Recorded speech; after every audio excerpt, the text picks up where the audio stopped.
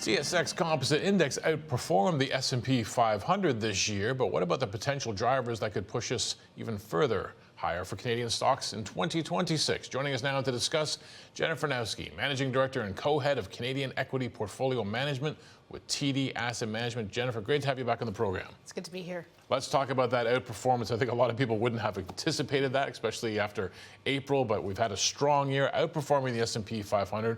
What are the drivers of that been? Yeah, so the TSX has certainly had a strong year, and that's been driven both by earnings growth and multiple expansion.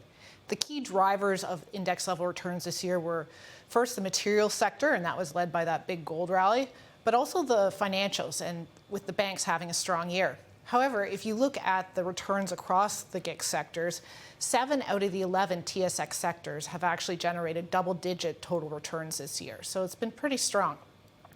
Now, we've certainly had a good run. Multiples have expanded. However, one support going into the new year continues to be earnings, with TSX earnings expected to grow by about 15% next year. Taking a step back, though, it's been a pretty strong year globally for equity markets. Most are up well into positive territory, and while the business mixes will differ across the various equity markets, earnings growth is broadly expected to be positive next year. Okay, so earnings growth is on our side. There has been a rally along, you said, some of those sectors, including the bank rally. What drove that? Why have the Canadian banks been performing so well? Yeah, so the Canadian banks had a better year, and that's because credit stabilized and earnings improved. Now, the banks actually wrapped up reporting results a couple weeks ago, and the trends were broadly the same as previous quarters this year. On the positive side, we had very good growth coming out of capital markets as well as wealth. Costs have been much better controlled this year, and that's leading to positive operating leverage. And ROEs are starting to improve off low levels. Furthermore, the banks remain extremely well capitalized, and they continue to return that to shareholders with dividend growth as well as buybacks this year. Now, credit was a key concern coming into the year, but that over the course of the year has shown signs of stabilizing. And as we move into 2026, it's broadly expected to remain fairly stable. One area that continues to remain sluggish is loan growth in Canada. And, banks are mirrors of the economy, and the credit and loan growth performance reflects that kind of modest to low economic growth we're seeing in Canada right now. Now, similar to the rest of the market, bank valuations have increased and are currently trading above average. However, this is on the back of improved earnings growth, but also might reflect that excess capital position. All right, so when some investors, I think they're fond of hearing phrases like share buybacks, dividend growth. That's for the banks, and that's what they've been up to. What about the wider Canadian market? What are the prospects of seeing that kind of activity? Yeah, so for the TSX, the prospect of the return of capital to shareholders remains quite bright, because if you look at the big sectors in the index, the financials, the resources, your major players in consumer and industrials, they're sitting generally with strong balance sheets and generating good free cash flow. And that gives them the financial flexibility to both invest in the business and return cash to shareholders. So the TSX today has a dividend yield of about 2.3%. That's higher than the S&P 500 at about 1.2%. Now, the U.S. market has historically skewed more heavy to buybacks.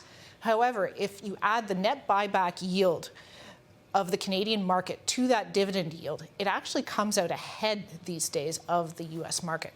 Now, part of this reflects both the capital allocation decisions of the companies, but also that valuation premium that the S&P 500 trades at, since it is a yield measure. So the S&P has a PE on 2026 earnings of about 22 times versus the TSX at about 16.5. I think viewers are probably very familiar with the sectors in the TSX where you can find higher dividend yields, be that the financials, REITs, UTs, telcos, pipelines. If you're looking for higher buyback yields, that's found in sectors like the consumer sector, financials, and energy. Now, we talked a bit about the banks and the financial side, but the lifecos too have been buying back shares as they are also sitting on excess capital. Looking at the energy side, if you zone in specifically on oil and gas producers, especially the large cap Canadian ones, they've been very disciplined the past few years. They've reduced their debt levels, and they've been using all excess free cash flow to return to shareholders in dividends and buybacks. So, it's been a tough year for oil. If you use a WTI oil price of about $58, the large cap Canadian names would still have a kind of mid-single digit free cash flow yield, and that's enough to cover their dividend and still have some to return to shareholders.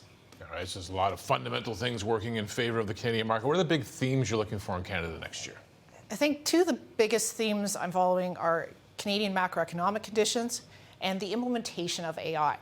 So starting with the Canadian macroeconomic side, GDP growth in Canada for next year is expected to remain low, similar to this year, but importantly positive, and that's broadly supportive.